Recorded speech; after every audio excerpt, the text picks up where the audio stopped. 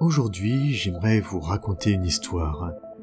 Il s'agit d'une intrigue très secondaire issue du roman Le Fils Vengeur de Guy Hailey, le premier de la série de l'Aube de Feu. Bien que le récit de cette petite histoire ne vous gâchera pas la découverte de l'ensemble du roman, si vous ne souhaitez pas la moindre spoil, je vous invite à aller lire ce roman tout d'abord, très sympathique, et de revenir ensuite. Un impérium composé de millions de planètes, d'autant de systèmes politiques, de trilliards d'individus. À cette échelle, même la destruction d'une planète entière nous semble abstrait. Le cerveau humain n'est pas fait pour assimiler de tels ordres de grandeur. Un tel gigantisme nous apparaît comme une toile surréaliste et floue, ne nous permettant que de la ressentir comme une atmosphère générale et non de la comprendre avec notre logique totalement dépassée. Un tel empire ne peut être dirigé que par une administration tout aussi démesurée. À cette échelle, un tel système ne peut que se boursoufler, se complexifier et se perdre lui-même dans son propre gigantisme au point d'en devenir incompétent. Cette histoire se déroule après l'ouverture de la Grande Faille et le retour du primarque des Ultramarines rebooté Guilliman, introduisant la révélation des nouveaux Space Marines Primaris ainsi que le début de la croisade Indomitus. Mais ici, bien loin de l'ampleur épique des flottes de l'Imperium et des actes de bravoure de ses plus imminents guerriers, nous allons nous concentrer sur une seule personne, une scribe de bas niveau enfermée dans les profondeurs de Terra, à peine une poussière à l'échelle de l'Imperium, insignifiante. Ici, je vais vous conter son épopée, l'histoire de Norwa Nisson.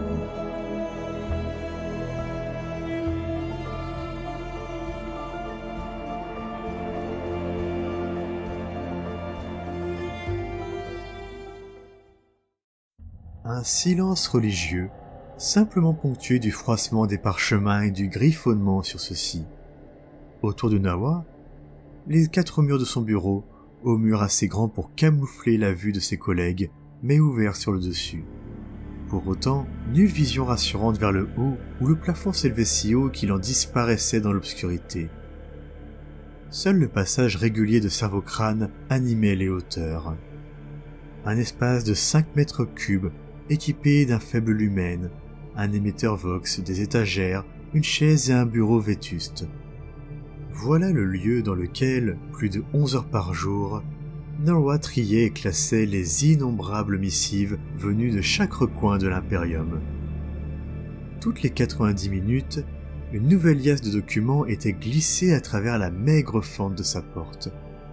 Elle savourait ce moment où, furtivement, elle ressentait la présence d'un autre être humain derrière la porte. Depuis son arrivée enfant, elle avait travaillé ici, 13 ans maintenant. Toute la journée à trier, classer et archiver. Les nuits dans le dortoir commun exigu, les rares pauses programmées au réfectoire, la visite mensuelle à la chapelle, les 2 sorties chaque année au bain public, les convocations chez le surintendant. Sa vie était réglée ainsi. Au fond d'elle, une faible étincelle désirait plus. Le désir de faire mieux, de servir l'empereur et l'impérium de manière plus concrète. Au lieu de cela, elle devait se contenter de servir ici, en triant les missives afin de faciliter leur prise en charge par des personnes plus qualifiées dans leur traitement. C'était également la volonté de l'empereur, comme lui répétait souvent le confesseur Léonard lors des séances d'expiation imposées. Posé sur son bureau, un jeu de cartes, le tarot de l'empereur, sa seule possession. De maigres factures, mais cet objet lui permettait de se remémorer sa foi et lui apporter du réconfort, seul dans cette cellule administrative. Des bruits de pas et d'un chariot tiré s'arrêtèrent devant sa porte. Elle s'y précipita aussitôt pour saisir la liasse de nouveaux documents à traiter, savourer cet échange fugace. En saisissant les feuillets, son regard s'attarda sur l'une des missives attirant inexplicablement son regard. Elle recula et son esprit distrait se cogna contre le bord de son bureau. Les feuilles volèrent et s'éparpillèrent au sol. Paniquée, elle s'empressa de les récupérer. Chaque seconde de travail perdu lui serait durement sanctionnée. Puis son regard se figea à nouveau. Là, parmi le tas de documents, plusieurs cartes de tarot tombées de la table lors du choc, s'était alignée sur le document ayant attiré son attention. Rapidement, elle réalisa que les cartes, uniquement des cartes majeures apparaissant rarement durant chacun de ces tirages, formaient un aquila parfait sur celui-ci. En son centre, la carte de l'empereur sur son trône. Inversées de chaque côté, les cartes des machines de guerre et du monde brisé. À droite, la colère de Guilliman s'inclinait sur la pointe extérieure. Sur la pointe gauche, la galaxie.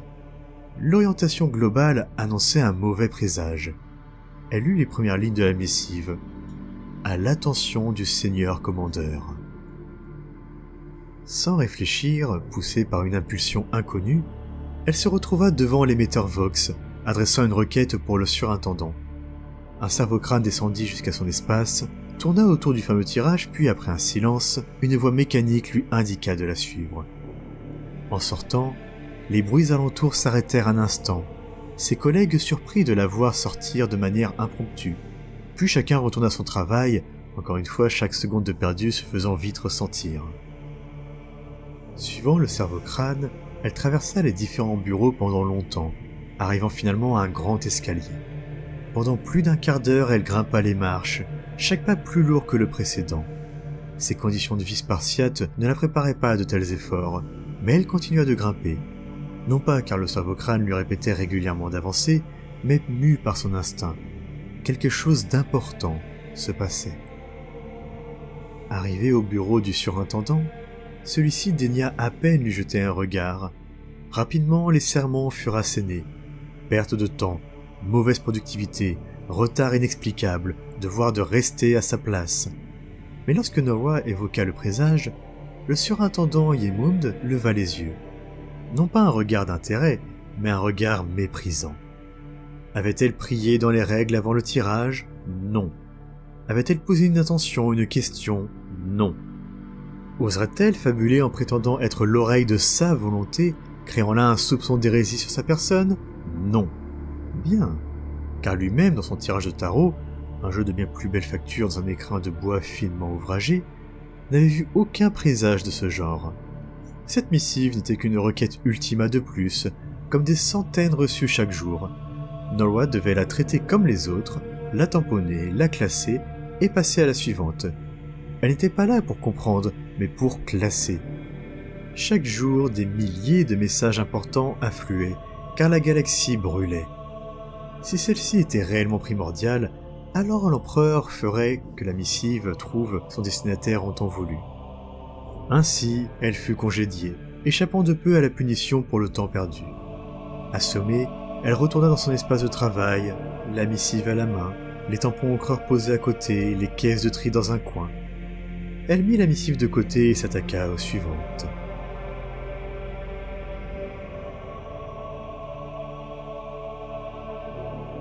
Dans la semi-pénombre de son dortoir, Norwa gardait les yeux ouverts. Les périodes de repos étaient courtes et peu ressourçantes, mais à l'inverse de la multitude de ronflements de ceux autour d'elle, impossible pour elle de fermer les yeux. Sous son oreiller, sa main rencontra la missive. La conserver ainsi pour quiconque, étant signifié scribum errant, était une faute grave, passible d'une élimination immédiate. Pourtant, elle n'avait pu se résoudre à la laisser, perdue au milieu des centaines d'autres. Toujours sous l'oreiller, sa main tomba sur son autre trésor, une petite idole de l'empereur, grossièrement taillée dans un morceau d'os. Elle l'avait trouvée à son premier jour dans le départemental, avec une note indiquant qu'il s'agissait de l'offrande de son prédécesseur. Depuis, elle lui avait toujours apporté du réconfort dans les moments les plus sombres. Doucement, évitant que quiconque autour d'elle ne l'entende dans ses songes, elle murmura. « Empereur Dieu, vous qui connaissez toutes choses, vous savez ce que je souhaite vous demander. Je vous en prie, guidez-moi alors que je suis dans le besoin. Si vous pouviez détourner votre attention des souffrances de ceux qui n'ont pas la chance de vivre sur la Sainte Terra, des guerres terribles que livrent vos vaillants guerriers, des ravages causés par les hérétiques, les mutants et Xénos, pour la porter sur moi, une seule fois dans ma vie. Je ne suis rien. Je ne suis même pas digne de l'attention de mes camarades de bloc, mais je suis en possession de votre signe, et je vous demande avec ferveur de me guider, afin que je puisse mieux servir votre saint impérium. Dois-je agir ou pas? Dois-je trouver quelqu'un qui m'écoutera? Je suis désolé, je ne suis pas digne. Guidez-moi, je vous en prie. Dites-moi ce que vous voulez que je fasse. » Elle attendit quelques instants, mais rien ne vint. La fatigue la rattrapa et ses yeux se fermèrent d'eux-mêmes, l'emportant dans le sommeil. Mais celui-ci fut de courte durée. À peine quelques heures plus tard, elle fut réveillée par une vive lumière. En se redressant, elle se rendit compte que personne d'autre ne semblait déranger. Le trait de lumière émanait de la porte du dortoir et se concentrait sur elle. Une porte qu'elle n'avait jamais vue déverrouillée en dehors des heures de repos. Cela n'arrivait jamais. Les mots du confesseur Léonard, lors d'une séance d'exaction où il s'acharnait sur elle avec son bâton, lui revinrent. « La volonté de l'empereur s'exerce à travers son peuple. » L'impulsion était encore présente en elle. Elle serra fort l'idole entre ses mains, rangea la missive dans sa besace et murmura « Pour l'empereur ». Sans un bruit, elle suivit la lumière et sortit du dortoir. Habituée à explorer les couloirs durant son temps libre, elle n'eut aucune peine à se faufiler, guidée par son instinct. Cette missive devait arriver à destination le plus vite possible. C'était ainsi qu'elle accomplirait la volonté de l'empereur. Mais sans le statut de scribe errant, tout le monde la dénoncerait. Elle était seule. Quitter sa section était la seule solution. Arrivée au bout du couloir le plus lointain qu'elle connaissait, elle repéra une déchirure dans le mur. L'un des nombreux accros en attente de réparation, l'ordre voyageant depuis plusieurs années au gré des divers niveaux de vérification bureaucratique. Naloa sentait le désir ardent dans son cœur. Elle ne voulait pas s'arrêter, elle ne le devait pas. Elle aurait été incapable de l'expliquer, mais sa foi en ce jour n'avait jamais été aussi embrasée. Elle se glissa dans la déchirure, laissant derrière elle toute sa vie.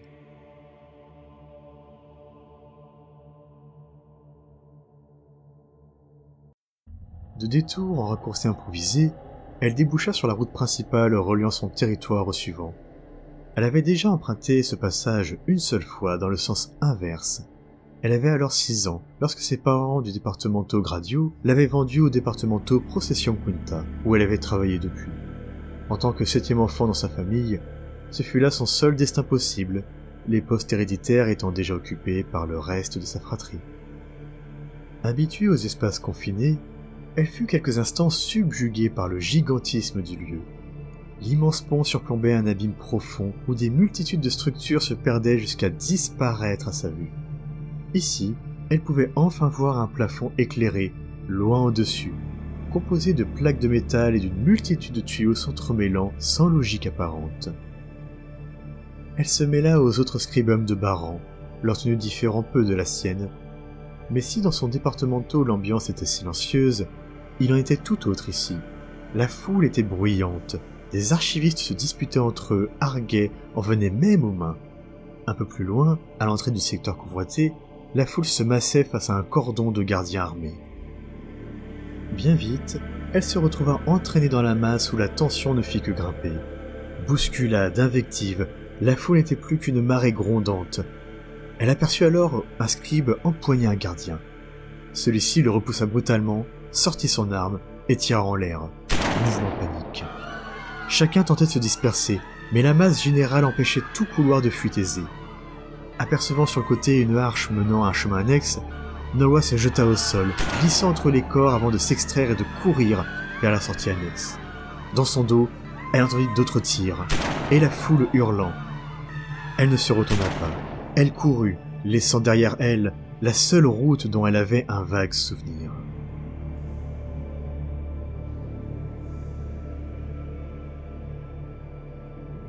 Ce fut une erreur de passer par là, elle s'en rendit vite compte. Le chemin s'était divisé en une multitude, dans un véritable dédale tentaculaire. Tout au long, elle eut l'impression de descendre au lieu de monter, de reculer au lieu d'avancer. Après avoir passé ce qui lui avait semblé être une journée à marcher, elle s'était endormie à même le sol, dans une pièce abandonnée.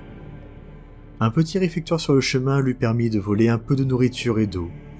Des heures plus tard, à poursuivre sa route, ce maigre repas n'était qu'un vague souvenir et la faim la tiraillait. Cette route l'éloignait de plus en plus des zones habitées. et elle se retrouva à parcourir d'immenses couloirs silencieux, de plus en plus jonchés de vélins et de rouleaux de parchemin. Elle avait cessé de compter le temps passé à marcher, lorsqu'elle arriva dans une immense pièce. Bien qu'éclairée, la zone était vide de toute présence et semblait être un librarium laissé à l'abandon. Des colonnes démesurées remplies de parchemins la surplombaient, alors qu'à leurs pieds les amas de documents semblaient former d'épaisses et tortueuses racines. Le lieu était glacial, et le son de rongeurs grignotant le papier résonnait dans l'immensité. Le désespoir s'empara d'elle. Nora n'avait aucune idée d'où elle se trouvait. Elle n'était pas certaine de pouvoir retrouver le chemin inverse, et dans tous les cas, plus rien ne l'attendait en arrière. La présence de sa missive dans sa besace, son idole serrée entre ses mains, tout cela lui offrit une maigre lueur de persévérance. Dans un des colossaux amas de parchemin, elle trouva un renfoncement soigneusement creusé, avec une paillasse et un petit guéridon en guise de table de chevet. Vu la poussière présente, l'espoir de rencontrer un autre être humain s'envola bien vite. Blottie dans l'abri de fortune, elle s'endormit, épuisée.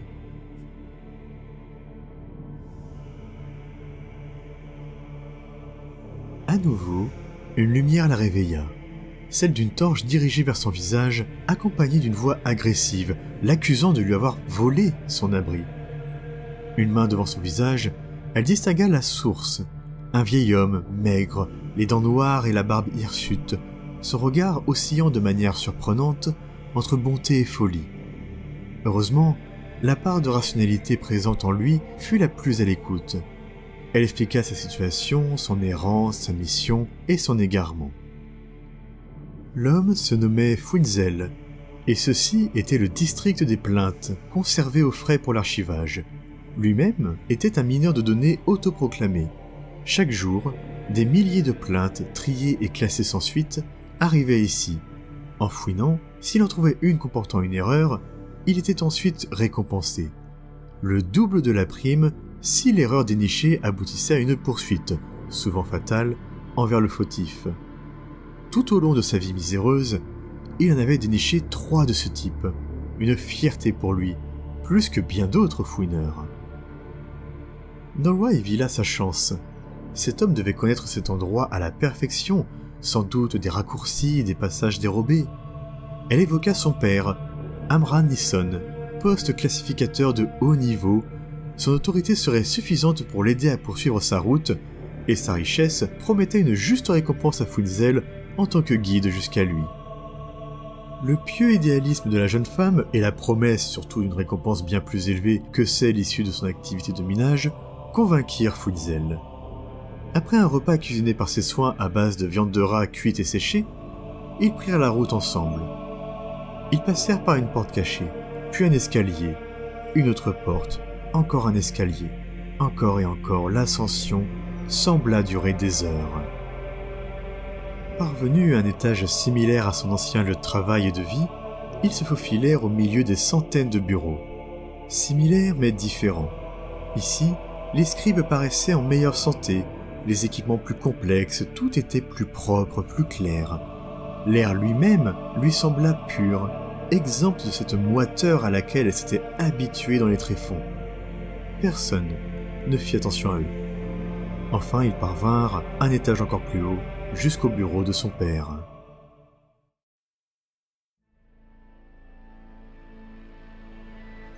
Elle n'avait plus revu son père depuis qu'il l'eut vendu à ses 6 ans. Peu de souvenirs lui revenaient. Pourtant, en entrant dans son bureau, l'impression du temps passé fut bien présente. Un espace de travail bien plus luxueux, un embonpoint plus visible et des traits marqués. Tandis que Fwinzel attendait dehors, Nora attendait à l'intérieur, face au silence de son père.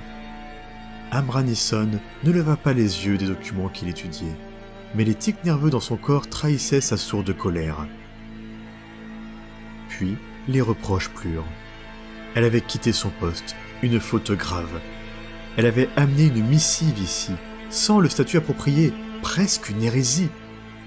Depuis tout son temps, elle n'avait pas trouvé de mari dans son départemental. C'était pourtant là le seul intérêt de l'y avoir vendu, assurer un héritage et une emprise familiale sur une bonne position. En plus d'une décennie, elle n'avait pas évolué, rien accompli, cantonné à son cube de scribe, un investissement raté. Voilà ce qu'elle était face à lui. Mais elle se souvenait bien d'une chose à propos de son père. Aussi Noah lui expliqua sa démarche. La missive, les cartes tombées la désignant, le tirage de tarot, la lumière, l'impulsion, cette foi étrange brûlant en elle. Son attention fut captée. Amran Nisson avait de nombreux défauts, arriviste, froid, calculateur. Mais c'était un homme pieux. Qu'un tel présage ne soit pas pris en compte par leur surintendant était le signe d'une grave négligence, car en effet, quelque chose ici était étrange. Pour la première fois de sa vie, Amra décida d'écouter et d'aider sa fille. Il lui rédigea un document attestant de son statut officiel de scribe errant, l'autorisant à porter la missive hors des chemins administratifs habituels, et lui indiqua le numéro d'office d'un scribe de sa connaissance. Un homme consciencieux et vigilant sur les anomalies de ce type, œuvrant aux départementaux d'évaluation. Le chemin serait difficile, les obstacles nombreux, aussi devrait-elle se débrouiller avec son guide pour trouver des voies plus rapides. En lui remettant une récompense pour le guide et la promesse de plus si celui-ci la menait à bon port, il la congédia. Au moment de franchir la porte, elle s'arrêta lorsqu'il la rappela. L'espoir d'un mot fraternel, une vague marque d'affection, de reconnaissance ou de respect envers sa démarche émergea en elle, avant de s'éteindre brutalement. « Je ne veux plus te revoir. Ne remets jamais les pieds ici. » furent ses derniers mots envers sa fille.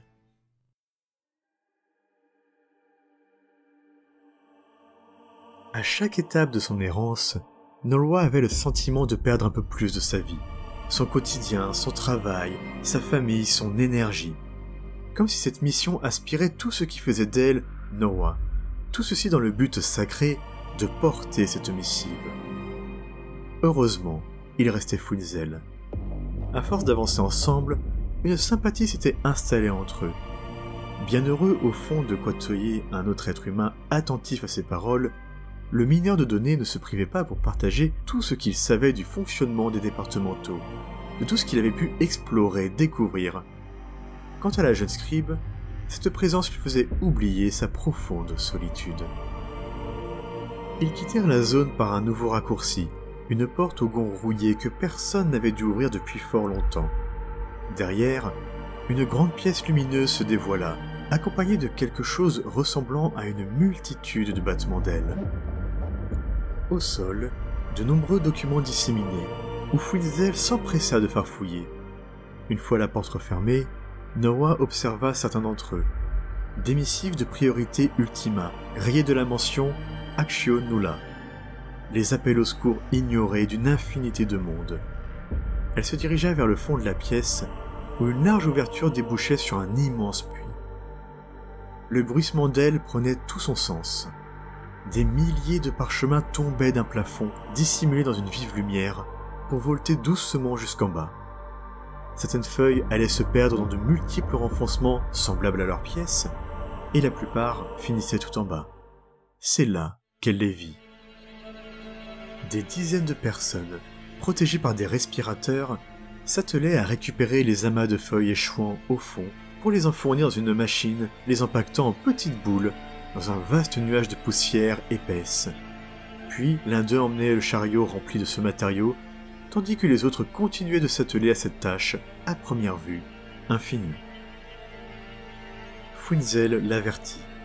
Il devait rester discret, cette zone était vraiment dangereuse.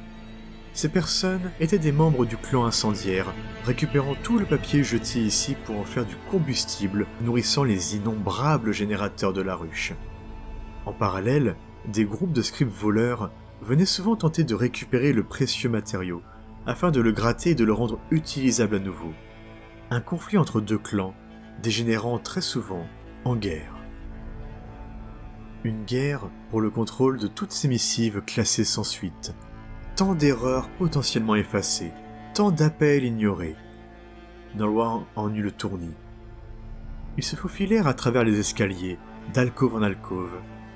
Après la traversée du territoire des incendiaires, se trouvait un accès vers une zone d'égout nommée la rivière puante, et de là, un dernier raccourci pour remonter vers la zone des scribes de haut niveau. S'ils parvenaient jusque-là sans encombre, l'empereur serait bien avec eux. Mis à part l'activité en bas, la zone était abandonnée, comme en dehors de toute juridiction impériale, dans les tréfonds même de Terra. Mais lorsqu'ils passèrent une porte menant à une immense passerelle, le calme du lieu fut effacé. En contrebas, des milliers de fourneaux en marche s'alignaient et rejetaient une épaisse fumée. Entre eux, sur un sol tapissé de papier, autant d'individus, masqués et faméliques, allaient et venaient. Les hommes empoignaient à la fourche des tas de parchemins pour les envoyer dans les fourneaux. Les femmes tiraient des chariots remplis de boulettes compressées. Les enfants erraient avec des paniers sur le dos, ramassant çà et là des feuilles solitaires. Sur une passerelle traversant en dessous, un groupe approchait, armé d'armes rudimentaires et portant des masques de papier, formant des visages grimaçants.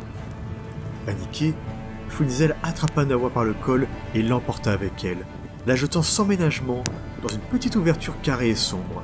Prise de surprise, la jeune scribe laissa échapper un cri, alors qu'elle tombait en glissant, finissant par atterrir, en toute sécurité, sur un amas de feuilles. Le mineur de données, arrivé à sa suite, lui lança un regard noir. Ils étaient repérés, non pas par les incendiaires en haut, mais par les scribes voleurs devant eux. Alertés par leur chute et le cri, ceux-ci interrompirent leur activité de récolte de parchemins. L'un d'eux leva une arme à feu et tira maladroitement. « Cours !» hurla Funzel. Ils détalèrent entre les immenses ballots de papier, leur assaillant aux trousses. Quelques tirs ricochèrent çà et là, puis d'autres pris au loin. Des incendiaires alertés venaient intercepter les pillards. Une chance de s'échapper. Soulagé, relâchant son attention un instant, Noah n'eut pas le temps de voir venir le scribe sur sa droite. L'homme se jeta sur elle et l'empoigna à la gorge. Son regard dément fixait la missive dépassant de sa besace, ne laissant aucun doute sur la possibilité de raisonner avec lui. Alors que l'air se raréfiait dans ses poumons et que les doigts du forcené écrasaient sa gorge, elle entendit vaguement Funzel crier au loin, puis le choc d'un corps contre celui de son assaillant. Libérée, elle retrouva son souffle, le cœur battant à ses tempes, et se redressa. Funzel s'empoigna avec difficulté avec son agresseur, ce dernier brandissant un éclat de verre qui l'enfonça plusieurs fois dans les côtes de son guide. Elle empoigna un fusil au sol et en fracassa la crosse sur le crâne du pillard, s'acharnant sur lui alors qu'il roulait sur le côté, inanimé. Puis son regard se posa sur Funzel. Le vieil homme était immobile, la respiration saccadée, une écume rosâtre aux lèvres.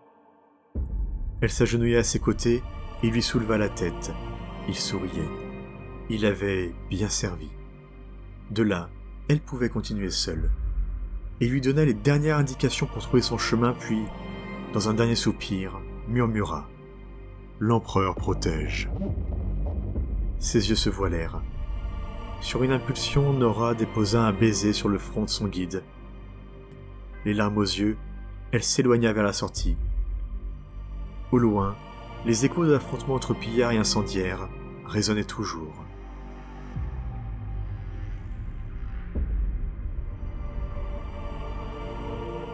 Elle déboucha alors sur un long tunnel de plus d'1 kilomètre de longueur. Une odeur de pestilence agressa ses narines, alors que l'obscurité voilait son regard. Au loin, un seul lumen jaunâtre sur le chemin. Elle avança, l'odeur se fit plus forte. Arrivée à un creusement entre 3 passages, elle passa par le moins nauséabond. Elle avait oublié la dernière fois qu'elle avait mangé ou bu. Elle n'avait plus de nourriture ni d'eau. Ses pieds étaient perclus de fatigue, mais peu importe. Je dormirai après avoir passé le fleuve, pas avant. Avec cette simple pensée, elle continuait d'avancer. Enfin, elle arriva au fleuve. Un fleuve déversant toutes les immondices venues de la surface. Elle devait passer la berge. Retenant son souffle, elle prit son élan et sauta à travers les émanations de pestilence qui lui brûlèrent les yeux et la peau, et miraculeusement, elle atteignit l'autre côté de la berge. Elle retint encore plus sa respiration. La porte de sortie était juste devant elle. Elle courut. Elle força désespérément sur la poignée. La porte refusait de s'ouvrir. Puis dans un ultime effort, la porte s'ouvrit, et elle passa de l'autre côté. Par réflexe, elle avala de l'air tellement plus pur. Mais les miasmes du fleuve toxique la suivirent. Rapidement, des vertiges lui prirent la tête. Un goût de salive amère lui envahit la bouche. Dans un ultime effort, elle ferma la porte, puis s'effondra juste quelques minutes pour reposer ses yeux. Là, elle s'endormit.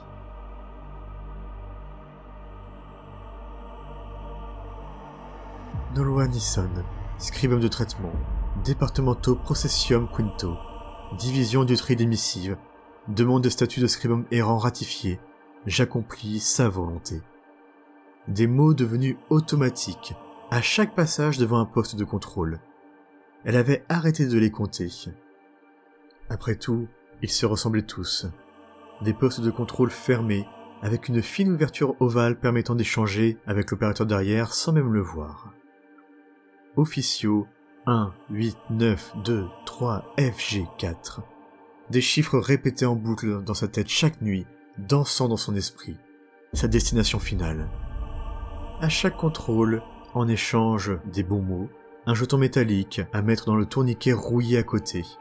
Puis ensuite, avancer dans la longue file de scribérants qui, comme elle, tentaient d'accéder à l'officio qu'il visait. Cette lente procession était entourée de multiples gardes et ponctuée des nombreux passages de contrôle. Il y avait peu d'eau et de nourriture, juste assez pour ne pas s'effondrer. De temps à autre, quelques petits sanctuaires permettaient de s'abriter et de dormir.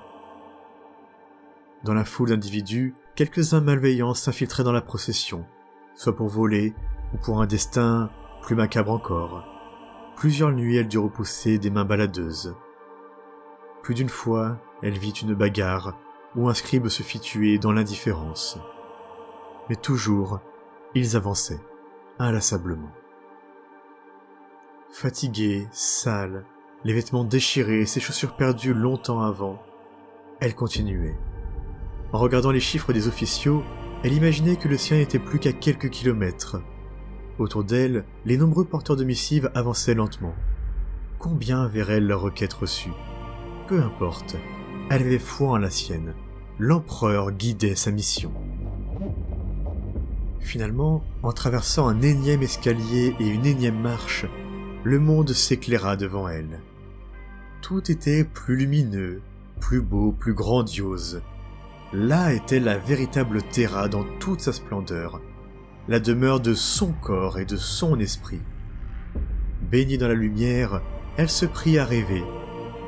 Elle imaginait 18923 FG4 comme un saint homme, l'accueillant avec un sourire chaleureux, un véritable homme de foi, à l'inverse du confesseur Léonard.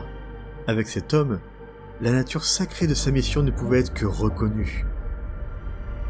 Elle continua de marcher, encore, toujours. La procession avançait avec une extrême lenteur, ponctuée régulièrement par des sons de cloche, où tous s'arrêtaient pour prier. La fatigue devenait extrême. Plusieurs fois, elle chancela, et fut rattrapée par quelques scribums bienveillants. À midi, des rations d'eau et de soupe étaient distribuées à chacun. N'ayant aucun récipient, elle dut accueillir le tout à même ses mains en coupe. Peu lui importait, ce maigre repas lui parut divin. Peu à peu, la procession s'accéléra, au rythme des scribums quittant la procession pour rejoindre leur destination. Enfin, le moment fut venu pour elle. Enfin, elle était parvenue devant le bureau de l'officio 18923 FG4. Elle faillit perdre toute force dans ses jambes en réalisant le nombre de scribums s'y rendant, tout comme elle. Elle devait te tenir. Elle était si proche. Quelques heures plus tard, elle pénétra enfin dans le dit lieu. Le bureau était dévasté. Les étagères mises à terre, le bureau retourné, les parchemins éparpillés. Les scribums venus apporter leurs missives étaient rapidement renvoyés par des soldats, alors que l'un d'eux s'insurgeait devant un tel traitement. « Mais ces messages sont de la plus haute priorité, il se passe quelque chose ici, quelqu'un doit être mis au courant. Ne voyez-vous pas là la main de l'empereur à l'œuvre ?» Les soldats ignorèrent l'adepte. L'un d'eux intima sèchement à Nawa de déposer sa missive et de repartir. Elle s'approcha et respectueusement déposa le document, l'observant une dernière fois. Tout ce chemin parcouru, et enfin elle avait accompli sa mission. Puis son regard se perdit sur les autres missives, et des passages lui sautèrent aux yeux. À l'intention du Seigneur Commandeur, zone des morts, anomalie Néphilim, activité Xénos probable à très grande échelle. Anomalie Néphilim, activité Xénos importante, astrotélépathie impossible, demande de réponse immédiate. Anomalie, secteur Néphilim, action immédiate requise. À la vitesse de progression actuelle, Manumentia sera bientôt englouti. Des vaisseaux remplis d'êtres sans âme, des navires maudits. Les mêmes mots que sa propre missive. Tous ces scribums étaient là, comme elle, pour la même raison. Comment était-ce possible? Une cloche résonna au loin. Les soldats échangèrent un regard, hochèrent la tête, puis repoussèrent toutes les personnes présentes à l'extérieur. Le même adepte s'offusqua à nouveau. « Vous scellez son bureau maintenant, alors que des suppliants continuent d'arriver, tous porteurs du même message, c'est de la folie !»« C'est Terra, » répliqua le soldat. « Les choses mettent du temps à aboutir, vous savez ce que c'est. Il faut suivre la voie hiérarchique. Je ne fais que mon travail, adepte. Les engrenages de la grande machine tournent lentement, mais sûrement. L'empereur sait tout. C'est la volonté de l'empereur. »« Non !»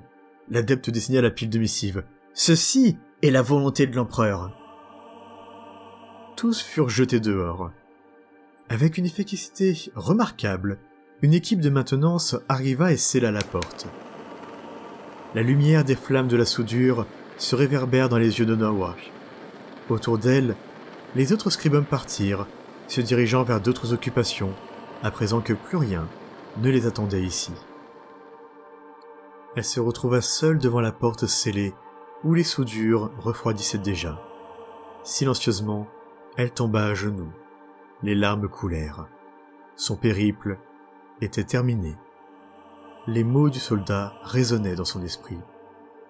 C'est la volonté de l'empereur.